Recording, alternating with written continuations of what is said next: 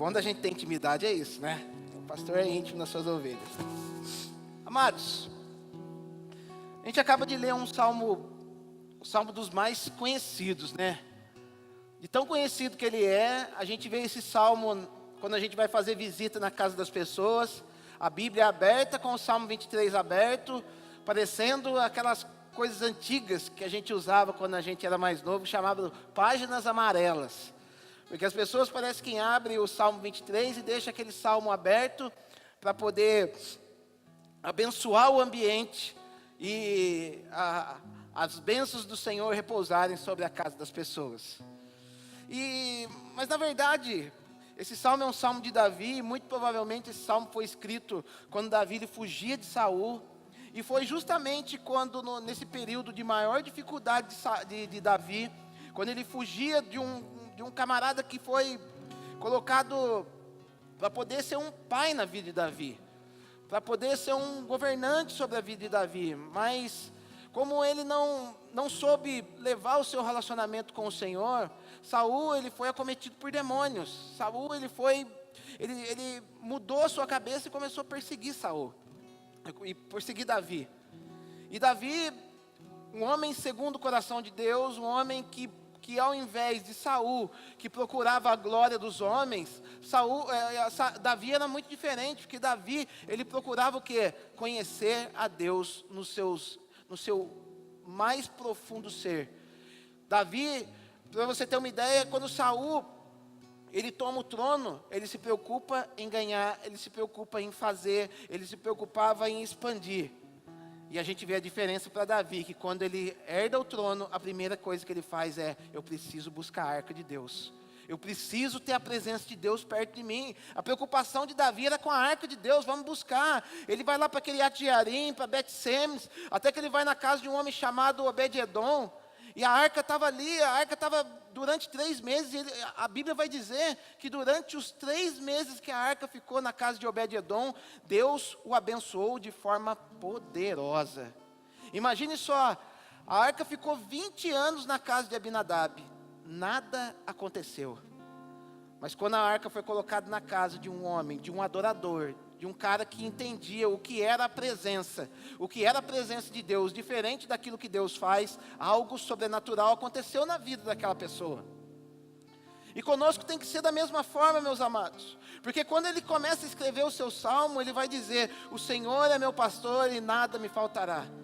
Na verdade, essa é uma tradução um pouco falha daquilo que verdadeiramente o original do salmo quer dizer.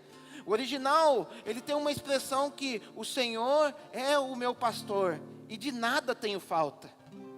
Porque quando o Senhor, Ele é o nosso pastor, quando o Senhor, nós permitimos que o Senhor venha cuidar de nós, quando nós reconhecemos o pastoreio de Jesus sobre a nossa vida, de nada nós vamos ter falta. Nós não vamos precisar de mais nada. O problema é que, sabe, gente, é que na nossa caminhada parece que nós nos deixamos nos levar pelas necessidades que nós temos. E é muito ruim quando a gente se move por necessidade. Porque quando eu vou me mover por necessidade, eu já não vou olhar mais para Deus preocupado com quem Ele é. Eu já não vou buscar mais a Deus para poder conhecer o coração do Pai. Eu vou começar a buscar a Deus para poder obter benefícios. Da mesma forma que acontece com as pessoas que deixam o Salmo 23 aberto na sua casa. E ela já está toda com a página amarelada porque não muda de página. Ei, meu amado, a bênção do Salmo 23 não está nas páginas abertas ali na sua casa. A bênção do Salmo 23 está em conhecer verdadeiramente o sumo pastor. Porque se você conhece o sumo pastor, você tem tudo.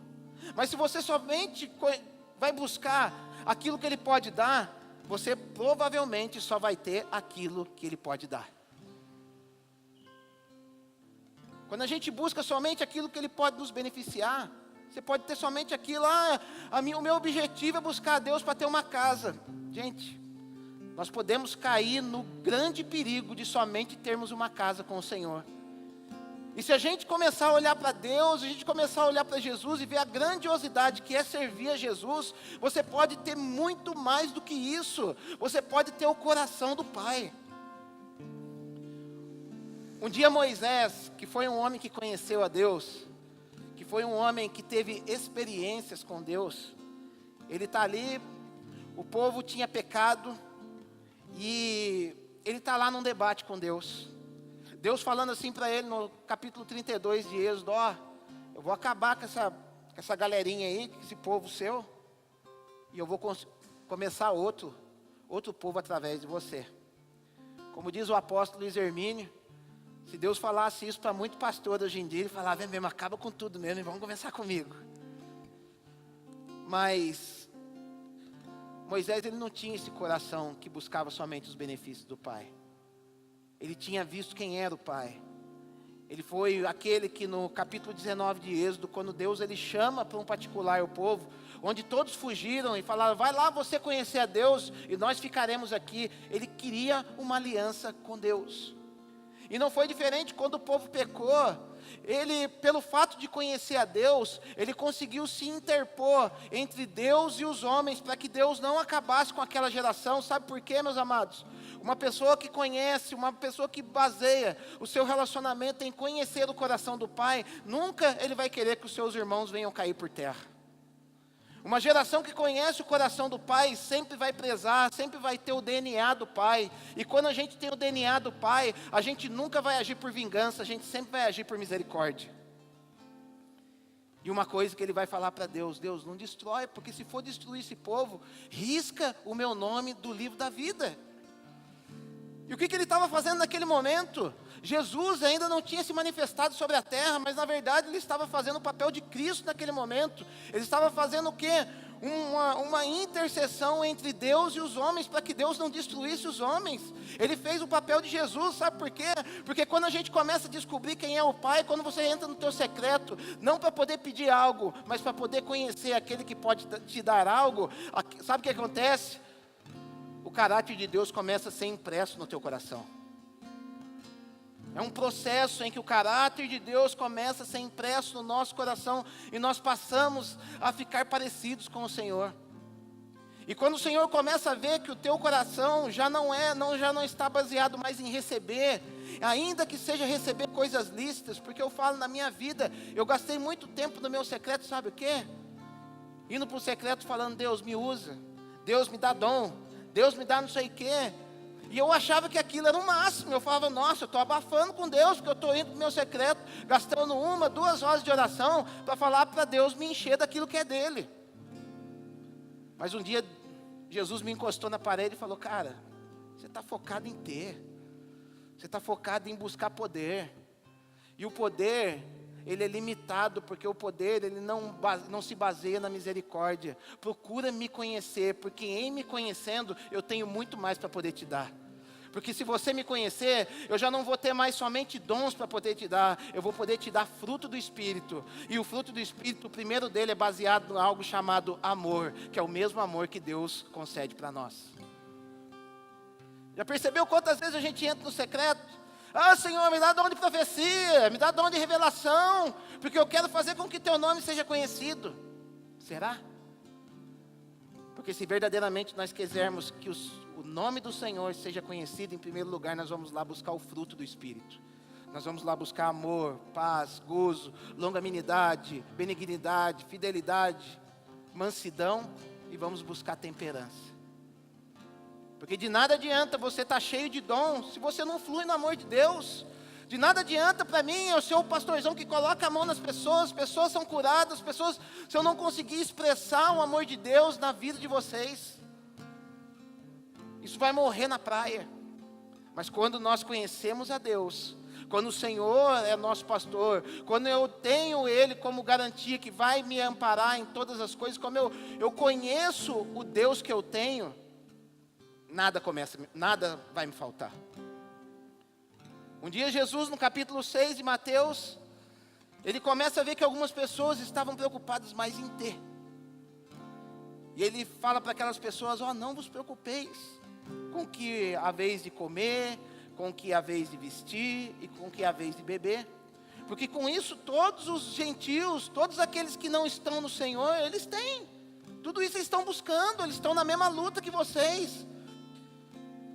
Mas procurem me conhecer, porque olha a minha dinâmica.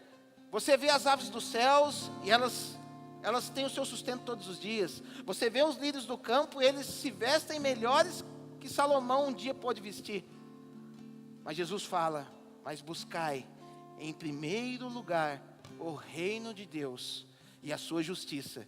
E todas estas coisas, não é demais coisas, porque eu já vi muito pregador falando, as demais coisas, não tem demais, ele está falando de todas estas coisas, tudo aquilo que ele falou lá atrás.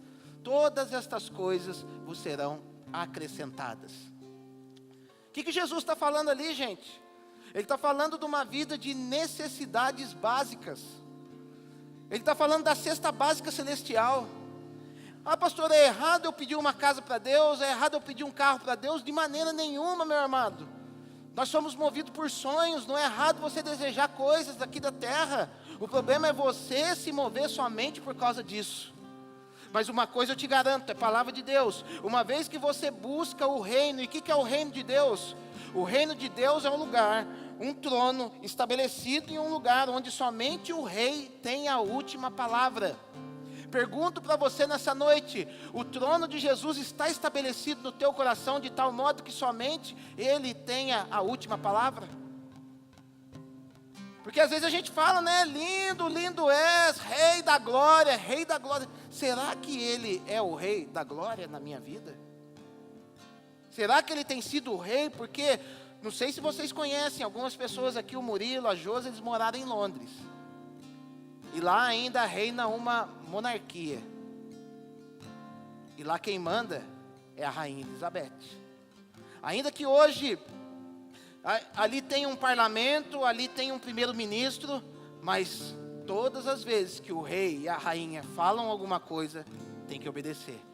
Todas as vezes que há um momento em que a rainha vai passar pelas ruas, a cidade de Londres para poder olhar e reverenciar a rainha.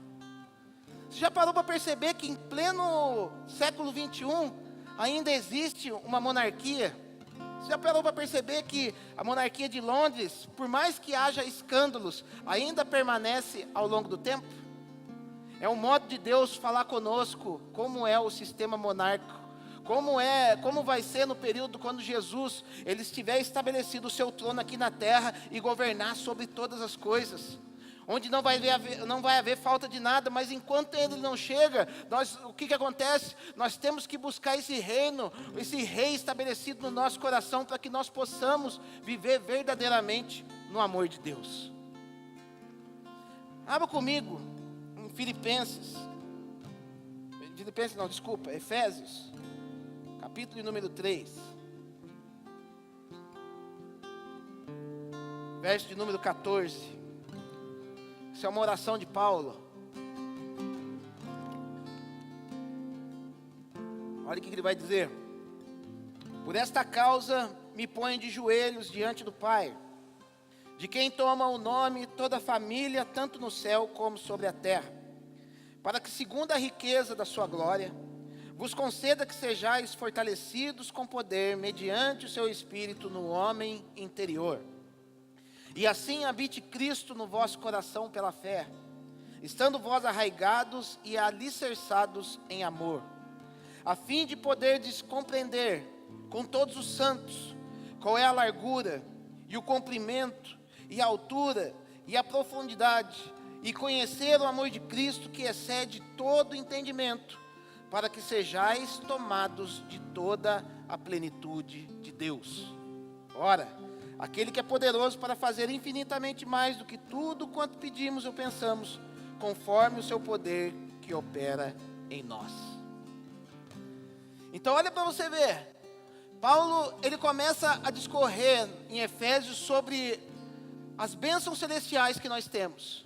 Ele vai falar lá atrás que bendito seja o Deus e Pai do nosso Senhor Jesus Cristo, que nos abençoou com todas as bênçãos espirituais dos lugares celestiais em Cristo. Ou seja, o que ele está falando? Que aquilo que você podia receber de Deus, o poder que você já podia receber de Deus, o acesso que você poderia receber de Deus, já está garantido por meio de Cristo. Você está aqui sentado nessa noite, mas automaticamente o teu espírito já está sentado juntamente com Cristo lá em cima. Não há separação. No momento em que a nossa vida terrena se findar, seu lugar já está garantido lá no céu.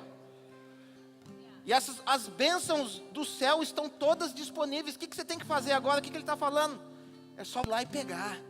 É só você acessar o céu para poder trazer isso para a terra. O que é a fé? A fé é você acessar o celestial, acessar os céus e trazer aquilo para uma realidade terrena. Lembra de Hebreus capítulo 11? Pela fé cremos que os mundos foram criados. Que mundos? O mundo natural e o mundo espiritual. Sabe por que nós temos colecionado derrotas, gente? Porque nós não temos ido aos pés de Jesus e falar: Jesus, o que eu tenho que fazer nessa situação? Aí você vai no seu próprio ímpeto, vai reclamando, vai achando ruim da situação. Derrota. O mesmo Davi, Salmo 37, verso 4 em diante, ele vai falar: deleita-te também no Senhor, e Ele concederá o que deseja o teu coração. Confia no Senhor, espera nele, espera, aguarda. O que você está, no momento que Jesus está ministrando para você ficar parado nesse momento, é isso mesmo, não precisa fazer nada, espera nele glorificando, e o mais Ele fará. Às vezes a gente é muito ativista, a gente quer fazer demais, e a gente tem esse ímpeto mesmo, de falar: será que eu estou paradão, não estou fazendo nada para Jesus? Há momento que você vai ter que agir, há momento que você vai ter que ir para os pés do Senhor. Davi, em tudo, ele soube buscar os pés do Senhor. Então o camarada começa a conhecer os relacionamentos laterais da sua largura, os relacionamentos que estão à frente e aquilo que está atrás, e fala também para conhecer a altura do amor de Deus. Ou seja, a tua capacidade de acessar os céus. As decisões que você tem tomado são decisões que provêm dos céus ou provêm da terra? Pastor, eu vou me divorciar. Meu casamento já não tem mais jeito. Essa informação você ouviu da terra, você ouviu de Satanás. Porque aquilo que Jesus fala, meus amados, você vai lá ler em Malaquias, vai falar que Deus odeia o divórcio. Você vai ver em muitas passagens, os homens perguntando para Jesus sobre o divórcio, ele vai falar: Moisés permitiu, não é que Moisés mandou, Moisés permitiu o divórcio, sabe por quê? Porque o coração de vocês é duro. Porque não era assim desde o princípio. No princípio Deus criou o homem e mulher e os uniu e fez uma só carne. Eu falei com alguém hoje sobre isso. Alguém que tinha se divorciado e teria que ajudar alguém, teria que estava em vista de se divorciar e teria que ajudar alguém. Eu falei: cara, por mais que você possa divorciar, a palavra de Deus diz que você ainda está ligado com aquela pessoa. Alguma coisa ainda você vai ter que derramar nela, alguma coisa ainda vai ficar, alguma coisa ainda vai acontecer. Então a lei permitiu? Permitiu. Mas a plena vontade de Deus é que tudo se estabeleça, tudo aquilo que Ele juntou continue fluindo da maneira como Deus ordenou. Eu estou passando por uma dificuldade no meu trabalho. Sabe o que eu vou lá fazer? Eu vou dar uma porrada na cara do cara. Porque é isso que eu tenho que fazer, porque o cara foi um safado. Mas o que os céus vai falar? O que os céus falam para você? Se alguém te ferir numa face, entrega-lhe a outra face. As decisões que você tem tomado são baseadas no céu. Paulo vai dizer em Colossenses capítulo 3: portanto, se já ressuscitastes com Cristo, buscai as coisas que são de cima, e não as coisas que são da terra. Pensai nas coisas que são do céu, e não nas coisas que são da terra. O problema é que a gente está muito terreno hoje em dia.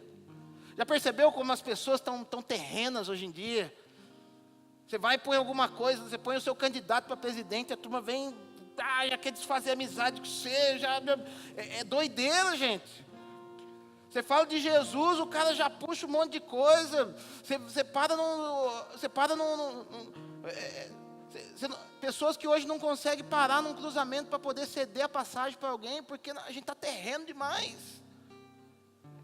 A gente está ofendido demais, sabe por quê? Nós estamos muito vivos para nós mesmos.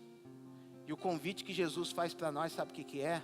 Para a gente poder acessar o céu, é um convite para a morte. Morte do nosso eu, morte das nossas vontades. morte daquilo que a gente acha que está certo. A pessoa está brigando por coisas que ela nem tem certeza que ela está brigando, porque algo que ela acha que é. Já percebeu que as pessoas hoje brigam porque eu acho isso, o cara não tem nem certeza. Ele está brigando por coisas que ele acha que é. E é muito perigoso, porque a gente precisa acessar o céu. E por último ele vai falar: e conheceis a profundidade do amor de Cristo. O quão profundo você já entrou no Senhor? O quão profundas são as suas experiências com Deus? Porque a nossa fé é importante para nos manter de pé. Mas sabe o que vai fazer você caminhar em plenitude? Sabe o que vai fazer você tirar o 10 juntamente com Deus? Você conhecer Deus em profundidade. Quanto tempo você gasta para conhecer a Deus no teu secreto? Porque a minha oração desse ano tem sido, sabe o que, gente? Eu tenho orado muito pouco por situações. Eu tenho orado muito pouco por bênçãos materiais. Eu tenho orado muito pela igreja. E tenho orado por: Senhor, deixa eu conhecer a profundidade do teu coração. Porque quando você conhece o quão profundo é o amor de Deus, não há informação nenhuma que Satanás possa lançar em você que vai fazer você desistir do caminho. E nós temos que aproveitar as oportunidades que Deus coloca de nós o conhecermos.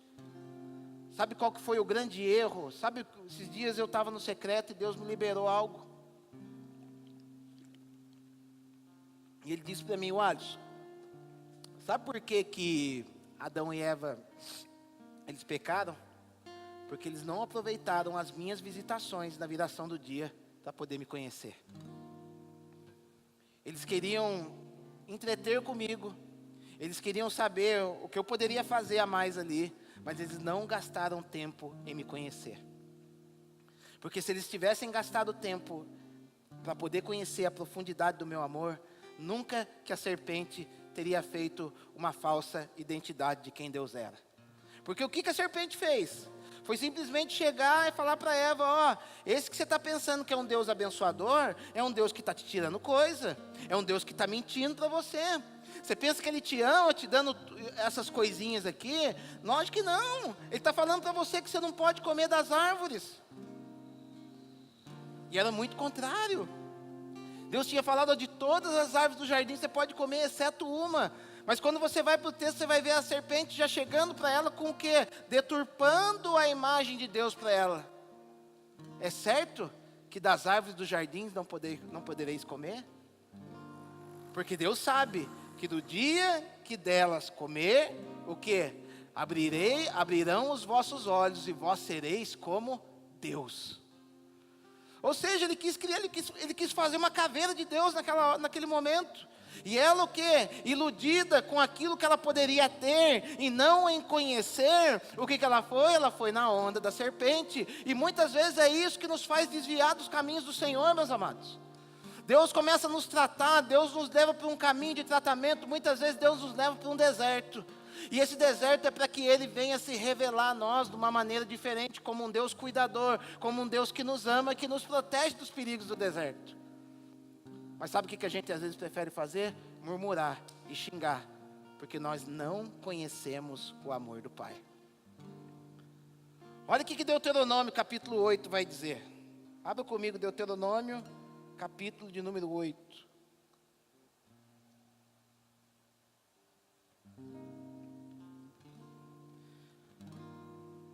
Cuidareis de cumprir todos os mandamentos que hoje vos ordeno, para que vivais e multipliqueis, e entreis e possuais a terra que o Senhor prometeu sob juramento a vossos pais.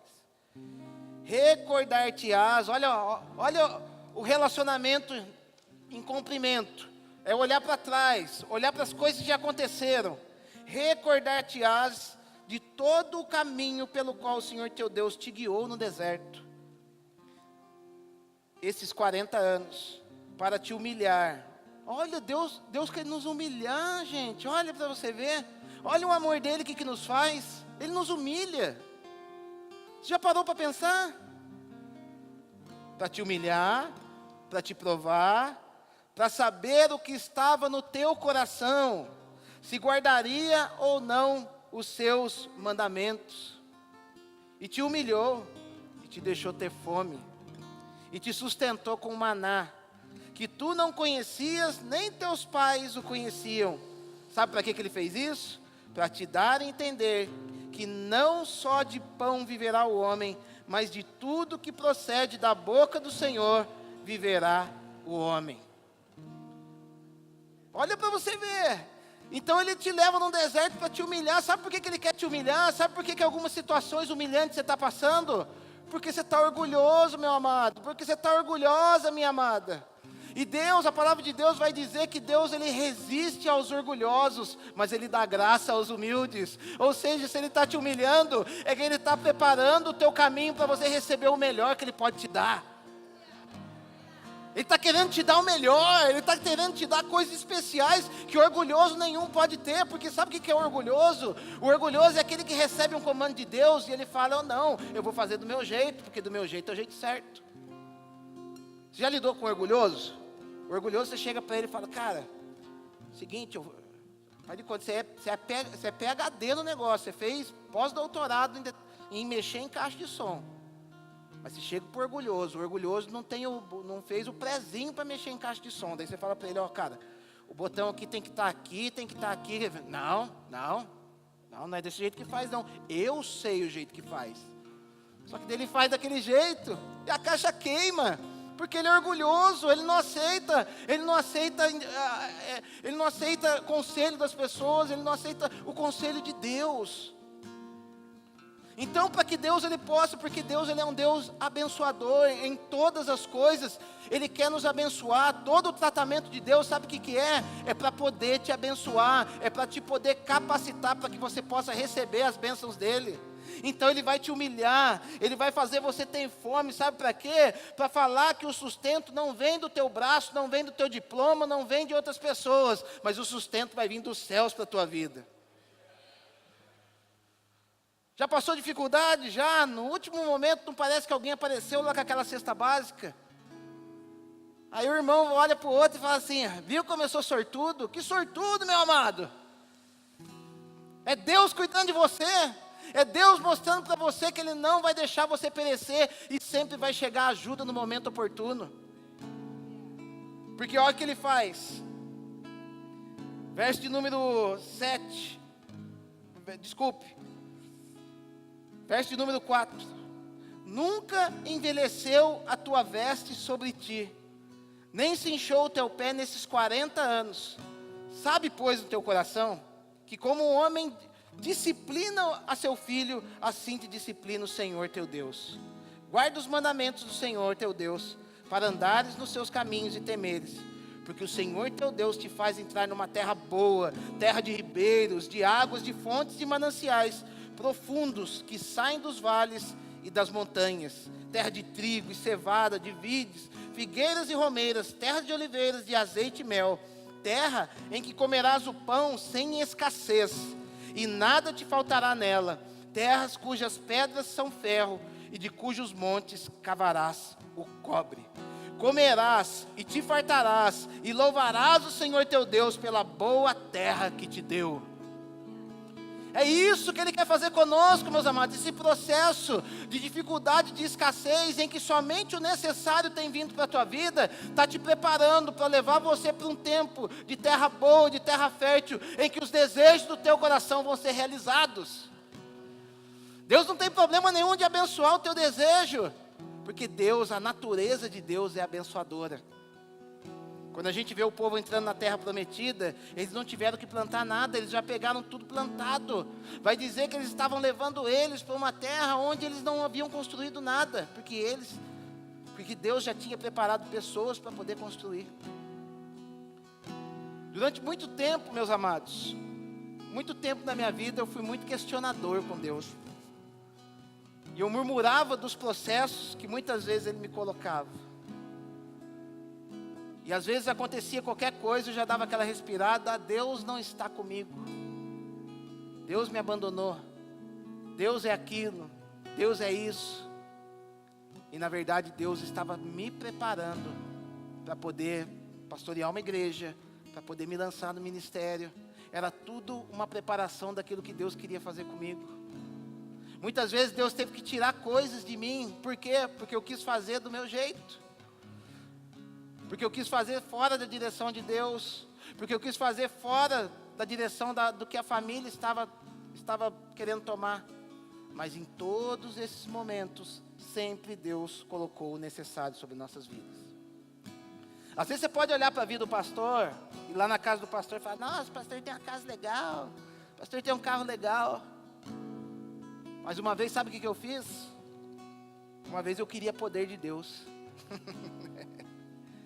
Eu fiz uma campanha de 21 dias no monte, porque eu queria ser profeta, porque eu queria fluir no poder. Eu fiz uma campanha de 21 dias no monte. E no primeiro dia de campanha, sabe o que aconteceu?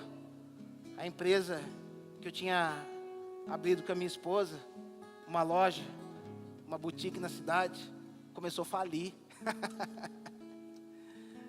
O negócio começou a falir. No dia que eu comecei a campanha, ela começou a ligar para mim: amor, seguinte, abri a loja às 8, é 6 horas da tarde, não entrou ninguém aqui na loja. A loja do lado está lotada, a outra loja do outro lado aqui está cheia de gente. A minha não entra ninguém. Eu falei: Deus.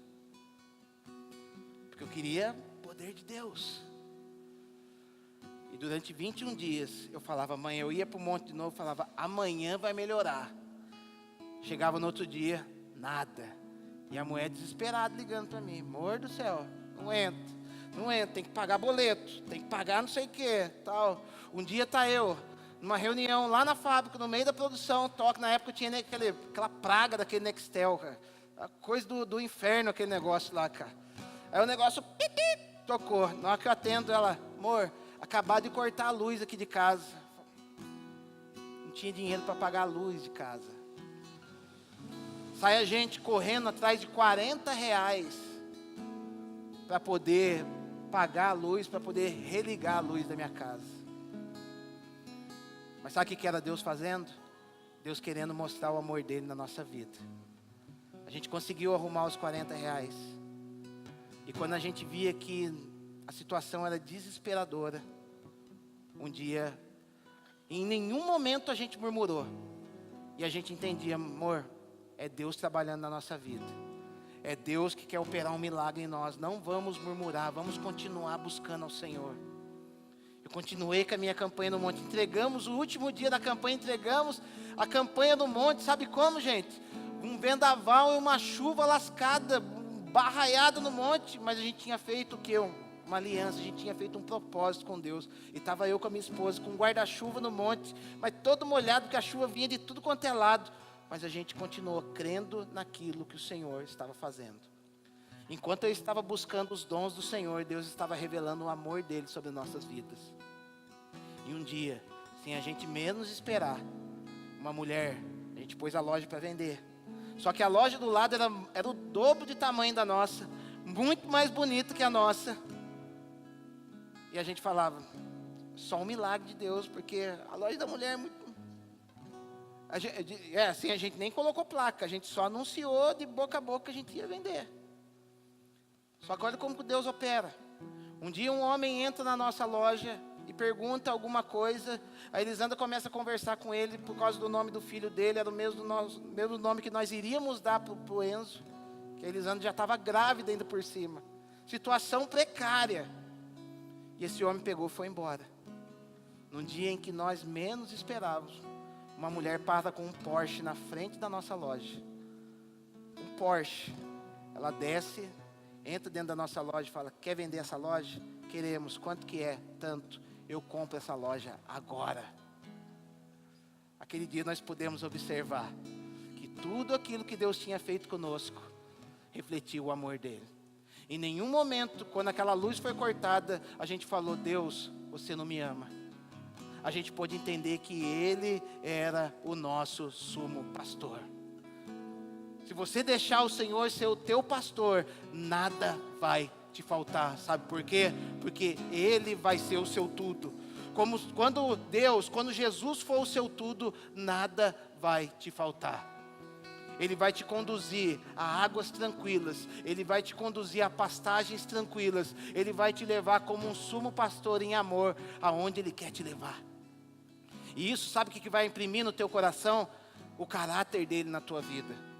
Porque sabe para quê? Para você poder sentar numa mesa perante os seus inimigos, não tem outra forma de fazer isso. Homem nenhum sozinho vai conseguir fazer isso. Você nunca vai conseguir perdoar alguém que te fez mal, somente com isso que você carrega na tua vida. Você precisa do amor de Jesus na tua vida, para você poder sentar na mesa perante os teus inimigos. E sabe o que vai acontecer? Quando você senta na mesa perante os teus inimigos, cheio do amor de Deus, reconhecendo que o Senhor é o teu pastor, sabe o que vai acontecer? O teu cálice começa a transbordar. Sabe o que é cálice transbordando? É você tem tanto de algo, você está tão cheio de algo, que aquilo começa a se derramar. E quando derrama, meus amados, tudo que é derramado vai atingir alguém, vai atingir quem estiver do lado. E é isso que Deus quer fazer de você, uma pessoa super abundante em tudo aquilo que faz.